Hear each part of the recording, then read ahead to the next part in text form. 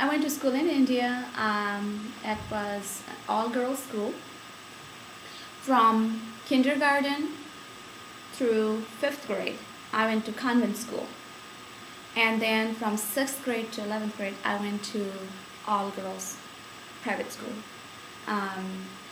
And it was very far away from our home. And my neighbors' kids, their parents were not that well off, so they had to walk. And I thought that was the most exciting thing anyone could do. So I would beg and plead my parents to let me walk to school. And they said no, because the traffic was heavy on the road. You were not going to walk, because we actually had to take the road where the trucks and the vehicles were coming. So my parents had hired a rickshaw driver. It's a man who paddles the rickshaw, and you sit there and it has a covering over it. So I used to go there, and if the rickshaw driver did not show up, then my brother's responsibility was to take me to school and make sure they were there to pick me up when the school was out.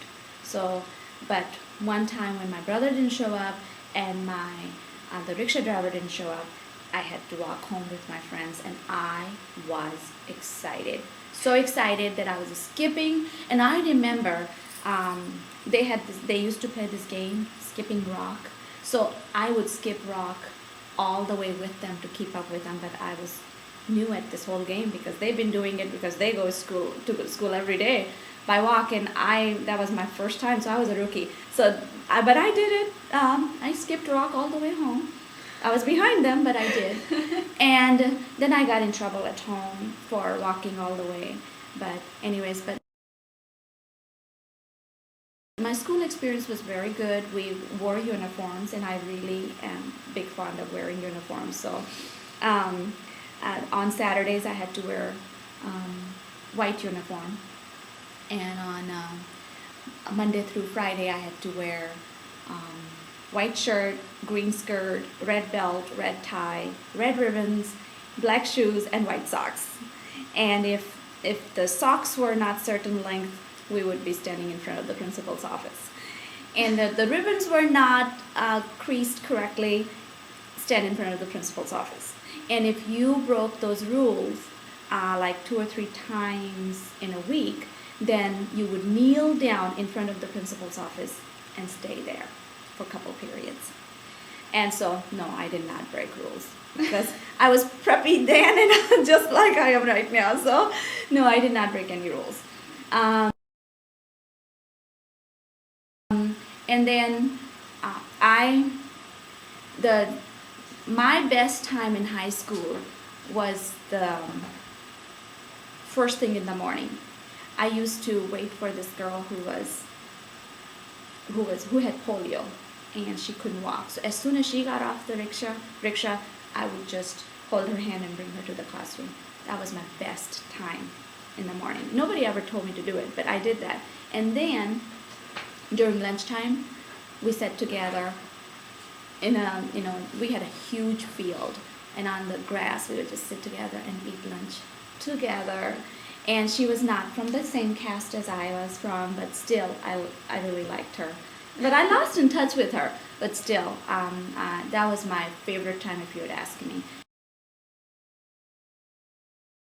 Now you said you had a uniform from Monday through Friday and on Saturday? Yeah, Saturday I had a uniform, white, pure white shoes, white socks. You had class 6 days a week? 6 days a week, yes. Monday through Friday, 9 a.m. to 4 p.m.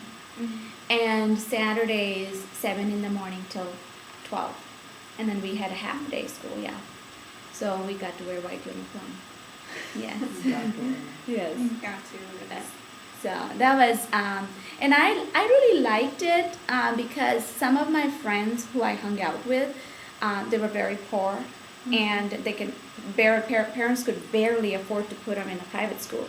So they did not have, I could tell they were wearing the same uniform every day. Mm-hmm. So if you had non-uniform, they would have been in big trouble because they didn't have any other clothes. So that was the experience itself. When I went to school, private school, kindergarten through fifth grade convent school. That was another uniform place, you know. That was a blue skirt and white shirt, and that was another. But that was too strict.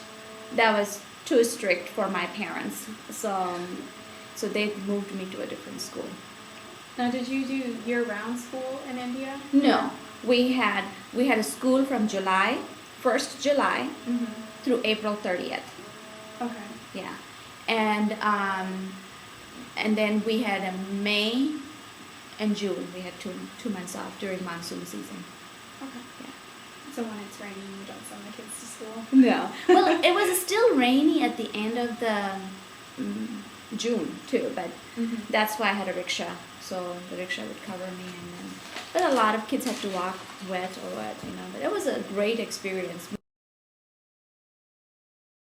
My experience going to high school and colleges, as a matter of fact, when I went to college, I went to the co-education. So that means boys. And that was your first time? That was first time ever interacting with boys, and I really did not know how to do it. So when we went to the classroom, all the girls sat in the front row, and all the boys would sit in the back. And so I could not believe that I'm going to have to make a statement, make a comment when professor asked me questions in front of those boys. I was so scared. And then my two girlfriends, they would tell me it's okay, because they went to co-ed all the time, from 6th grade to 11th grade, and then they had a co-education. So they were more comfortable with the boys than I was. And so then, it was experience as well. My first year of college was a very tough experience, getting to know the boys and talking to them, because I was not allowed to talk to the boys, you know. And then boys would come to the house to Call you on the cell phone? they would come to the house, they would write me notes, you know, sort of kind of love letter, and then they would put it in a notebook, and then they would hand it to me. They would hand it to me in the book, and then I would say, "Oh, thank you for bringing this notebook or the book." And then my best friend, who would be sitting beside me, and she would say, "You got a book?" And I said, "Yeah." And they knew what it meant by getting the book. And so they would run upstairs, let's go upstairs and lock the door. So we'd run upstairs and would lock the door. And my brothers were going, "What are you doing in there?" And I would say, "Oh, we're studying." And then they would open the book, and sure enough, there would be a letter. And they'll go, "I like you, and can you meet? I will be there first thing in the morning, and I will see you. I'll sit right behind you." And I said, "Why did he say that?" And they go, "Don't tell your parents." And I would go, "Oh, my dad will kill me." And then we would go there, and we were scared. My heart was beating so fast. And then, sure enough, he was sitting right behind me the whole time. And then he would walk outside with us, and then my girls had their guys, you know, but it was so funny. We would never talk to each other. He would always send me a letter, and my friends' boyfriends would always, not boyfriends, but the guys who loved us, you know, would send us a letter, and they would give us a book. And then they would take us to the library to check out the books, and we would sit there. All we do was just look at each other. That's all. No conversation, no talking. We just look at each other. Was this just because you guys just didn't? Well, I didn't know how to want handle the or- boys. I had no idea. And I knew my parents' rule, no talking to the boys. No. You will not. Date was not such a word. I heard the word dating when I came to America. So I had no idea what dating was. So You just thought boys followed you around to the library? yes, they took me to the library. It was the funniest place. Our meeting place was the library. And then when our professors caught on, my political science professor caught on what we were doing, and she just called us out in the classroom.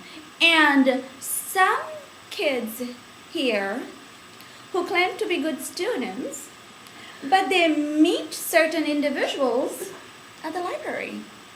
And how are you supposed to learn if you meet other people at the library?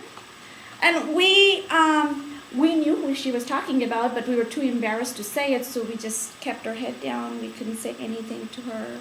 And then we came out and we said, we better not meet here. Then we found a different meeting place. But of course, he was not my boyfriend at all, though. But it was like a great experience having somebody keep writing you a letter. And then at one point, when I was in a second year of college, that's in India it's called previous year. First one is the first year, second is a previous year, and third one is a final year. So when I was in a previous year, we had several people would want to give us the letter in a book. So I had a collection of letters. Yes, it was. But none. My brother, actually, my principal, when my principal caught us in the probably my professor went and told the principal, and principal was making a round and caught us. And so he threatened me and my friends that he was going to send my family a letter. And so my brother was supposed to pick me up from work, and when he came to pick me up, I said, I have a letter. And he said, what letter is that? And I told him, and he trusted me that I was not doing anything wrong. He goes, okay, you are not meeting in the library anymore. And he ripped the letter and he threw it away. He said, nobody will know. So, my father never found out about that, because I would have been out of college and stayed at home. So, anyways, but I didn't do anything wrong. I know. We didn't even, we just, like I said, we looked at each other and just looked at each other. We had nothing to say to each other, so I didn't think about it. So, anyways, those were the days. Yeah. My daughter, when I tell my daughter about this, she goes, Mom, that's a middle school thing. That's what she tells me now.